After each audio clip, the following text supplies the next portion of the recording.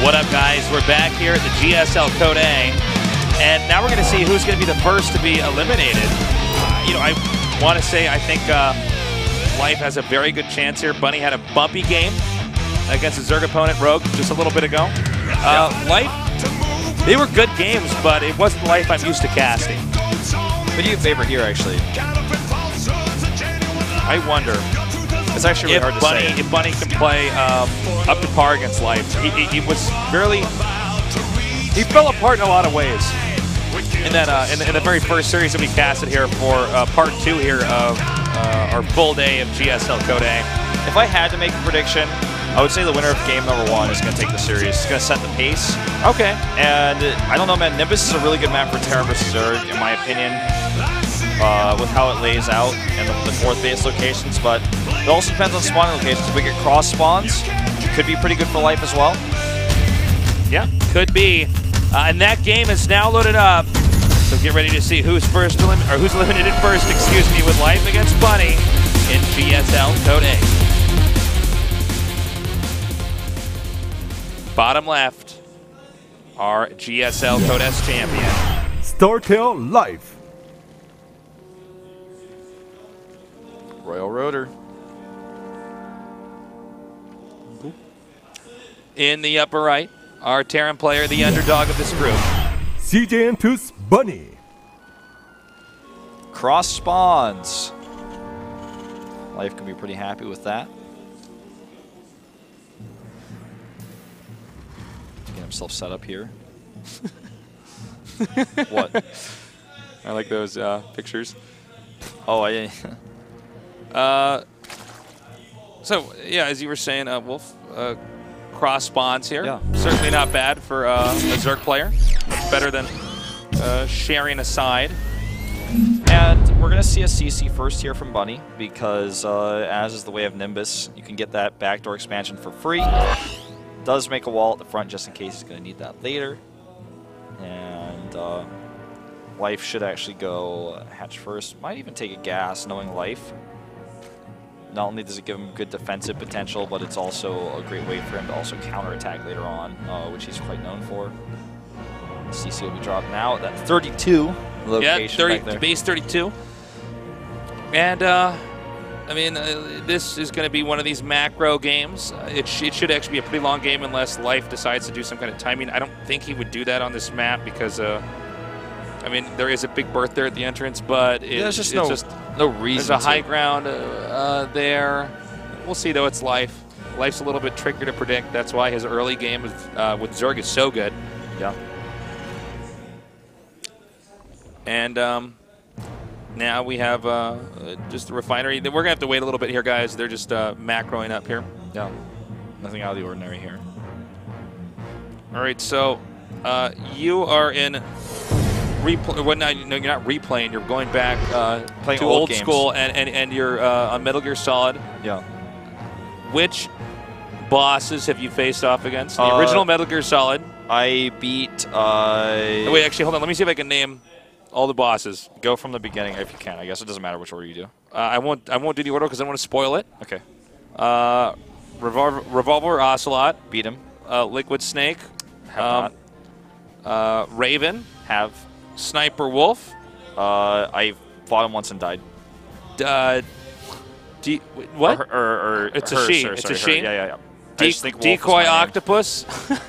Decoy Octopus. Hold on. Psycho Mantis. Did I get them all? I think there's one more actually that you're missing. Hold on a second. No, Revolver Ocelot, Liquid Snake, Decoy Octopus, Sniper Wolf, Raven, Psycho Mantis. I think I just. No, I think I just actually. I haven't played this game all in of like them, and then years Snake, and years yeah. and years and years. Yeah, I think you're right. Damn. You're in for a real treat, Wolf, with that game. Yeah, I'm really enjoying it so far.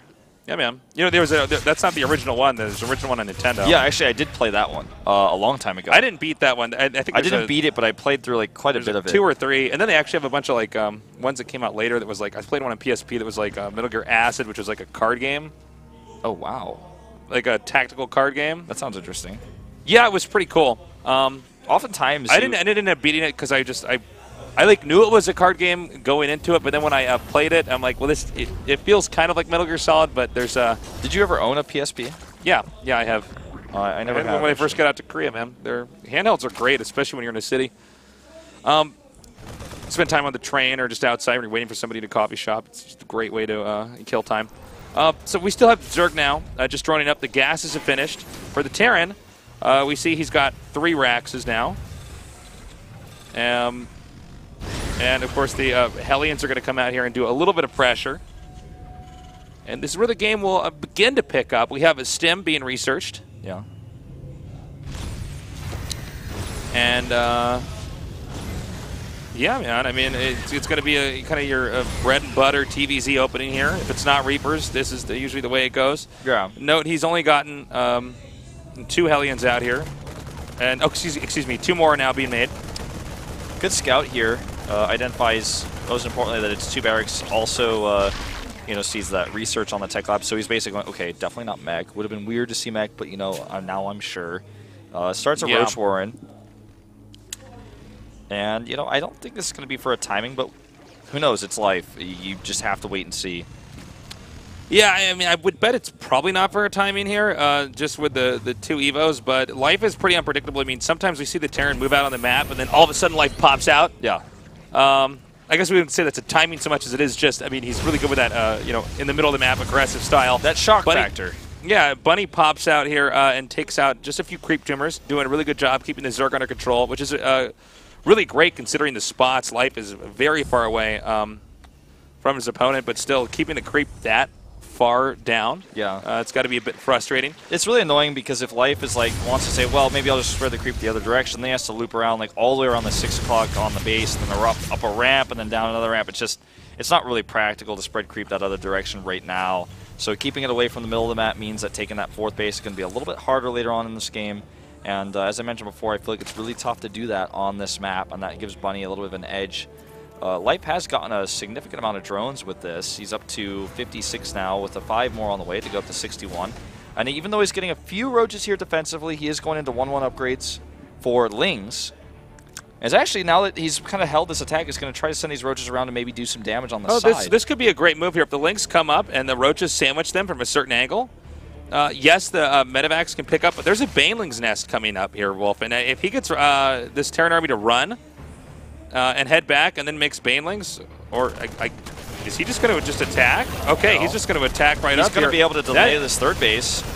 Yeah, unfortunately the Roaches are going to be gunned down here. Yeah, and Roaches in this small number not too useful. But look at that. You know what? That's worth it. Yeah, I mean the command centers had to restart.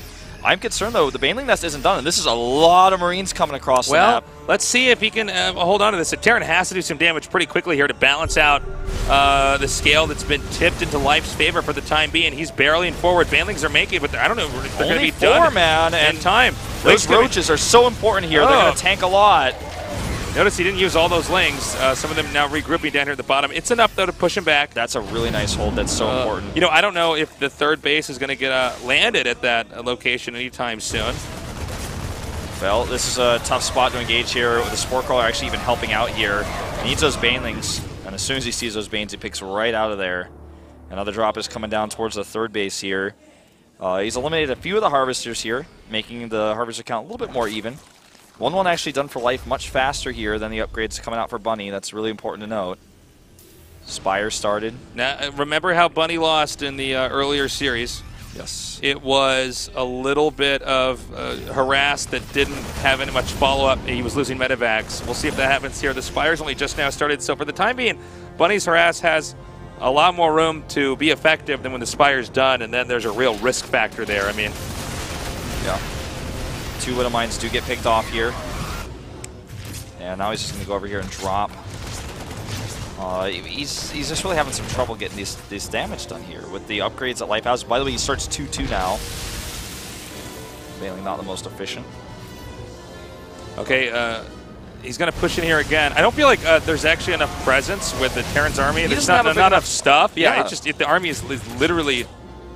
There's not enough to do anything. I mean, really what Life is doing right now is running around the map, just clicking his army to land wherever the Medivacs are hovering over, whether they're full or not. Well, this is a strange case, too. With 2-2 is started for a Zerg.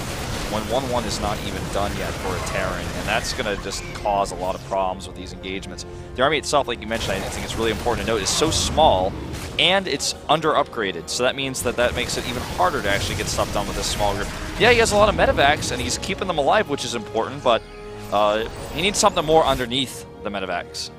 He needs more Marines down there. He might be able to get up here with these Banelings that are just at the very, like 12 o'clock here, right at the top. There's a small group of them. He can actually get in there and hit those SCVs. Yeah, I think that's exactly what the plan is here. And with Terran leaving, there's a chance, actually, it's coming up here now. Banelings have speed. By the way, nice response there from Bunny. Great reaction there. Losing no Marines, or rather, excuse me, losing no SCVs, Marines instead.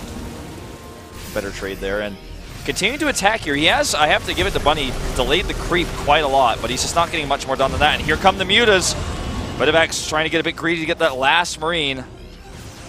He's just trying to get anything done he can with these units, but I think this is just too much Zerg here. The upgrade's way too good for life. He's going to crush this army and maybe even get the Medevacs. One goes down, the second one being targeted here. Okay, it does boost. Okay, he does manage to get out. Really, though, Terran's third base is in serious jeopardy. I mean, we see a long blue line diagonally moving up across, headed just outside Bunny's expansion, and he can most likely wipe out everything here on the low ground. In fact, he might be able to get up onto the high ground here. Well, yeah. He's not going to wall it in just yet. Can he actually get up in there? He gets in there. Does. Nicely done. And I think Bunny is just too focused on these drops right now. Now that he's in the main base, he can actually kill units as they spawn. And I think this may just be the last nail in the coffin here. He's just taking too much. GG. I don't think Life's, or Bunny's, excuse me, chances are too good here against Life. You really see the difference, the contrast of the player skill here. Bunny is obviously very, very good, but it's like everything he's throwing at Life comes up with zero. Yeah. And this is actually a terrible feeling, by the way, when you're in a position like Bunny, when you're coming down to your base. Whether it's against Zerg or Protoss, but especially against Zerg, whether it's Protoss versus Zerg or Terran versus Zerg, when you just, every time you leave your base, something bad happens. It's one of these shame on you moments. Why would you ever leave your base? You're going to lose everything situations. What I thought you were going to say was the feeling of being in the losers match and being 0-1, which is also a terrible feeling. That sucks too, but I even meant, no, the way the game feels when you're playing it and you can't leave, you can't move around on the map. Yeah, that's the feeling of playing against Life oftentimes. Merry-go-round is the map. And that is the map, by the way, picked for Bunny. Loser does pick. If Bunny wins here, obviously Life picks, but you got to think Life's going to be pretty scary on whatever map he prefers to play on. Yes. This is still tense for both players. Life isn't out of this yet, and Bunny, nor is he. He does win this. He'll force Life's map pick inside the third game, but he's got to get there first. And I don't know, man. Every time he moved out, there was a backstab potential there for Life. Life always had enough units. His upgrades were really, really fast. And he did a great job at denying creep spread, especially in the early game, but it's almost like he went too far. He stopped trading efficiently. Maybe he should have just turtled a little bit until he got his own upgrades out. It's really hard to say, because if you turtle against Life, man, he's going to take the whole map. Very true. Will Bunny have an answer, or is Life going to close this out with a 2-0 and go on to our final best of 5?